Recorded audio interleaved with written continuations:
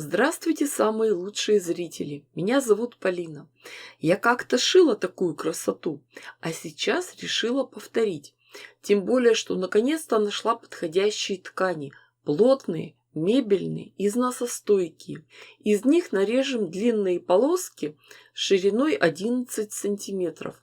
Я даю вам свои размеры. Естественно, вы уже будете ориентироваться по своим тканям. От количества полосок и их ширины будет зависеть размер готового изделия. Определяемся с раскладкой. Все полосы сшиваем между собой длинными сторонами. У нас плотные мебельные ткани. Они очень упругие, поэтому отшитые детали разворачиваем и обязательно отстрачиваем швы. Прижимаем припуски машинной строчкой. Получившееся полотно обязательно пропариваем утюгом, чтобы все лежало ровно и аккуратно.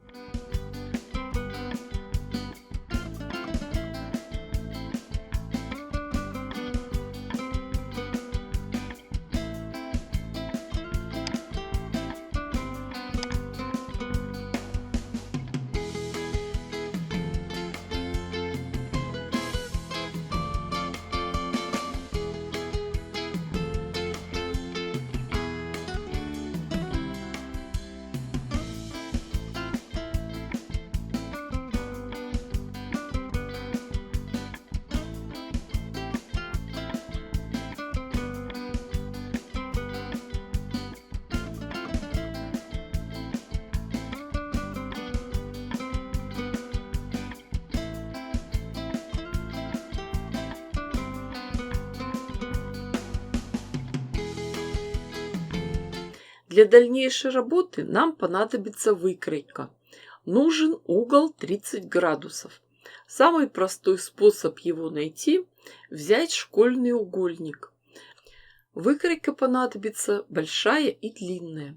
Мы выровняли получившийся треугольник и еще немного срежем острый угол. После этого приступаем к крою. Здесь самое главное – ровно уложить нашу выкройку.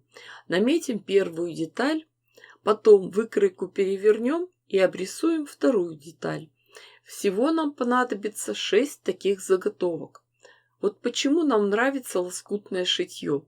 Потому что мы работаем не только руками, но и мозгами. Детали получаются зеркальные. Мы вспоминаем геометрию и развиваем пространственное мышление. Раскладка готовых деталей самая простая. Здесь уже не запутаешься. А теперь нам остается только сшить эти детали, клинья, между собой.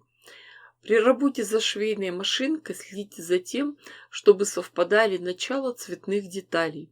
Естественно, что эти швы мы также разворачиваем и отстрачиваем.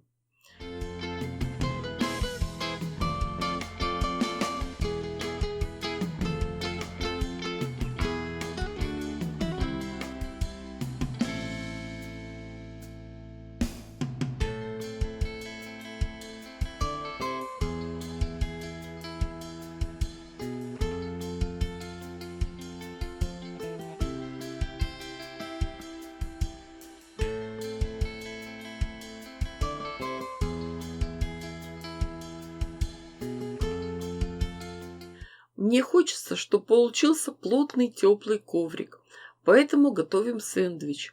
Плотная ткань для обратной стороны и цветная лоскутная деталь. Все тщательно расправляем и скрепляем английскими булавками для квилтинга.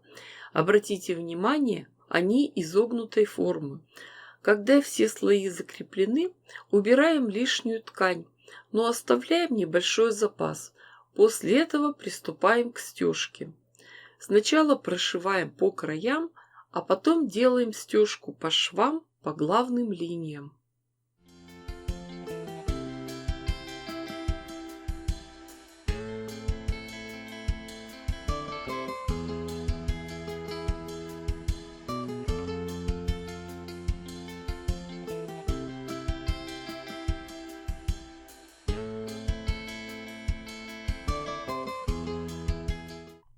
Знаете, когда прошиты центральные линии, в принципе уже можно остановиться, но хочется добавить объема.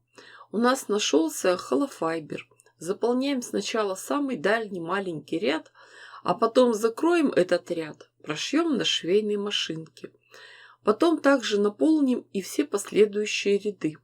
Работаем последовательно. Почему именно так? Потому что у нас простая бытовая швейная машинка, и большую толщину она просто не возьмет.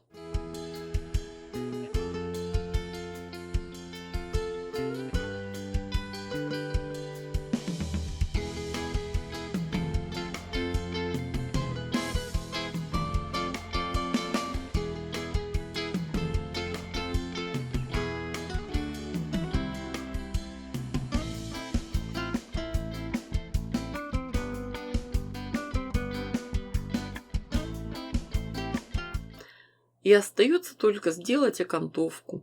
У меня это просто прямая полоска ткани шириной 5 сантиметров. Я не стала срезать углы у полукруглой детали, поэтому бейку можно взять прямую. Я научилась на ошибках, любую с блеском повторю. И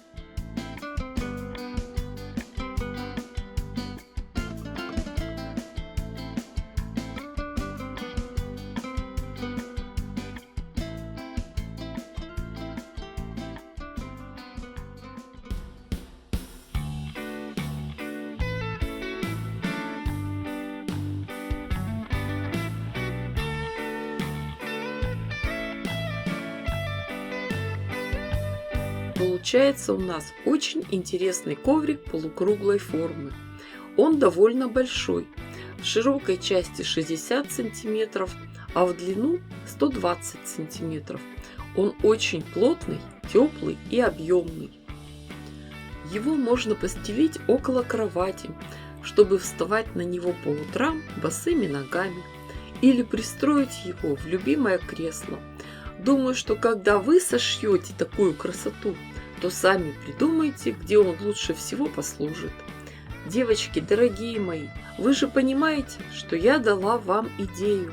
Шейте, творите, вытворяйте. Не ждите чудес, чудите сами. Думаю, что у вас все получится гораздо лучше, красивее и интереснее, чем у меня. Ставьте классы, пишите комментарии. Жду вас всех в своих группах ВКонтакте, Одноклассниках и на Рутубе. Огромное спасибо всем, кто поддерживает меня на Бусти. С вами была Полина. Всем пока-пока и до скорых встреч!